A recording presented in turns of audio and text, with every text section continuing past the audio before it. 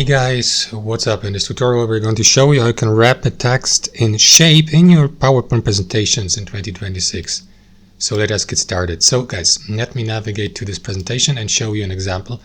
So if you, for instance, add a text box to your slide and fill the text box with text, but the text doesn't fill the entire text box, or in this case here the shape. Like in this case here we see that space here to the right. This is how we can make the shape or the text fill into the shape by using the wrap in shape feature for the text box or shape in general. So what you want to do is click into the text box, navigate to the format shape options here to the right. To do that, right click into the text box, select format shape.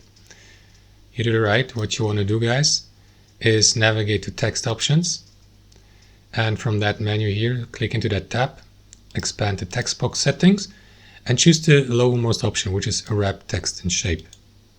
Enable it, click into the checkbox, and as you can see, the checkbox, or in this case here the shape, has been adjusted to the text so that the text fits exactly and perfectly into the shape. That's it. Thanks for watching and have a wonderful day.